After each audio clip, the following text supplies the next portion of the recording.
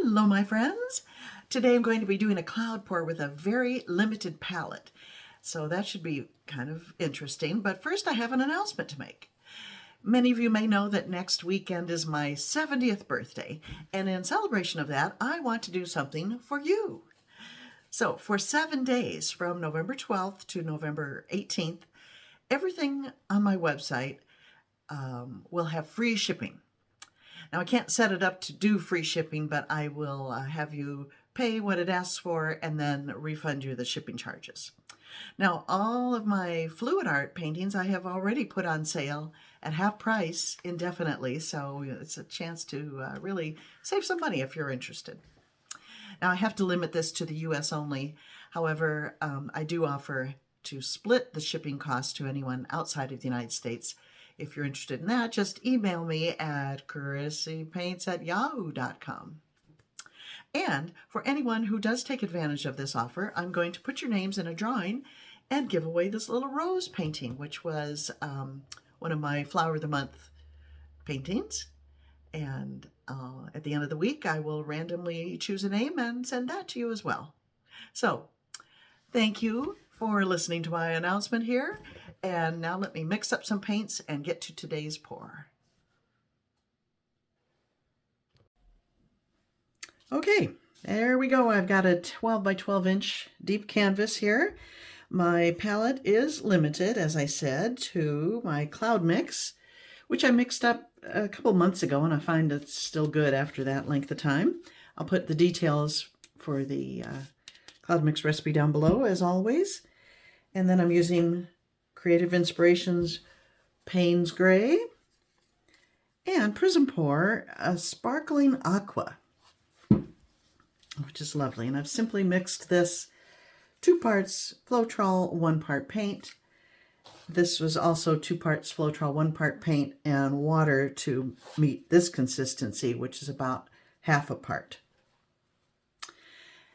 And that's it. So I'm going to layer in the cup, I think 3 layers, 2 colors, cloud mix, repeat that 3 times. And here we go.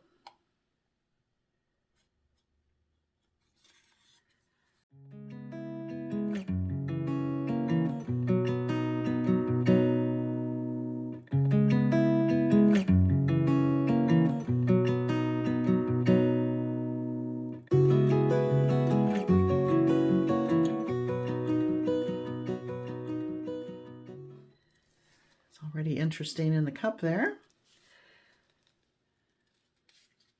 I like using paper cups because I can form a little spout from it. And I'm pretty much just going to do a straight pour, twisting the wrist. I keep forgetting that I have a turntable. I always think of it as I'm doing this without it.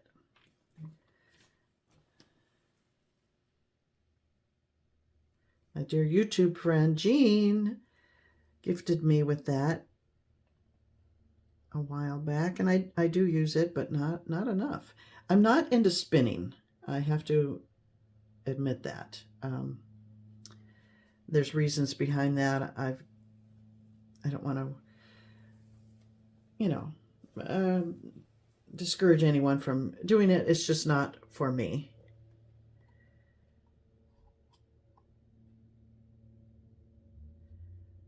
Okay. I think that's quite pretty.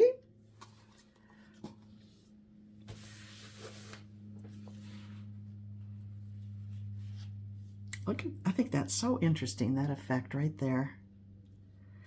I think I'll let this sit for about 10 minutes before I tilt. I will hit it with a torch during that 10 minutes, and I'll be back. I'm back. It's been about 10 minutes. I combined what I had left over of the 2 blues and then spread them out as a bit of a flow extender. There's not a whole lot of cloud effect happening, and I think that could be because one of the 2 colors, my limited palette, is a metallic.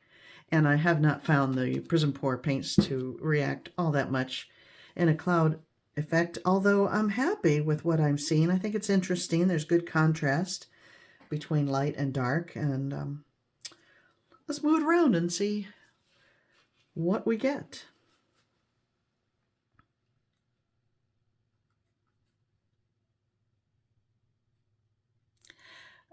While I was waiting in these 10 minutes here, we had a launch from the Air Force Base, a SpaceX launch, and oh my gosh, it would have been kind of fun to have that happen while I was recording.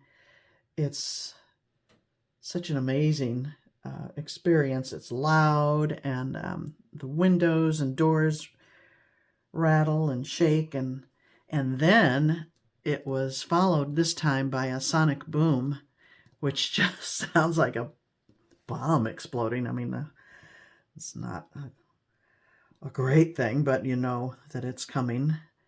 And that was quite exciting, but you missed it all. It happened just in the last few minutes. We don't always get a sonic boom. It's only when they are landing the booster on the pad. Pretty remarkable technology.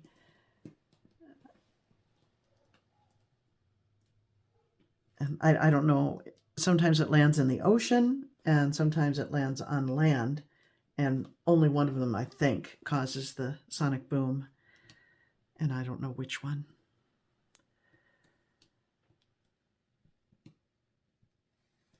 Well, this is interesting. Not what I was expecting at all, but I rather like it. Just gotta cover this corner over here, and then I'll take a look at the overall composition.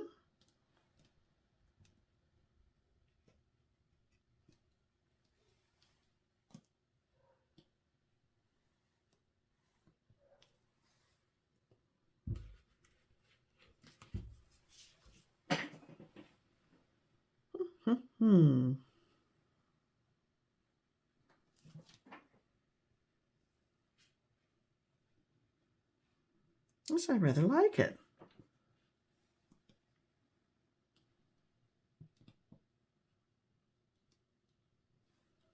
I just want to give a little more movement to this area here. It's too straight for me. I want to add a bit of a curvature, so I'm going to bring the weight of the paint this way.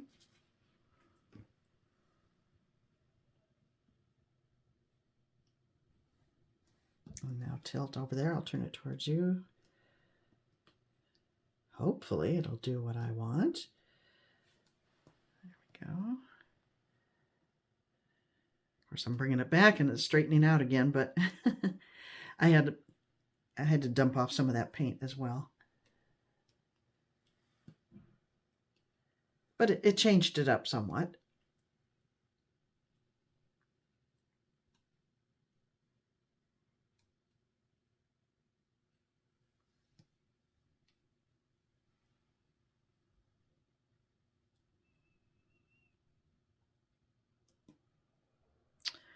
Okay, well, I think it's interesting. The cloud mix did not really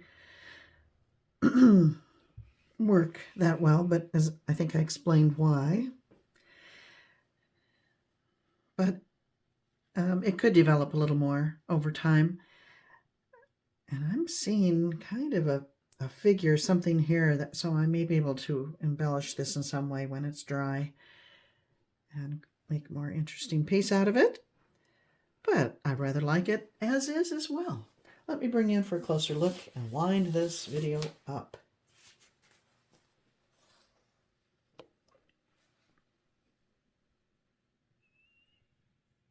It's very fun to play around with a limited palette, because with fluid art, of course, everything's going to do a lot of mixing, and you're going to get a lot more variation in color and value.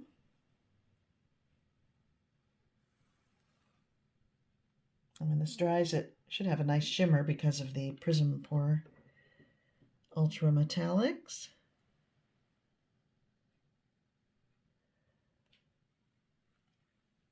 Tell me if you see anything in here, what you see. You may help me decide how to embellish.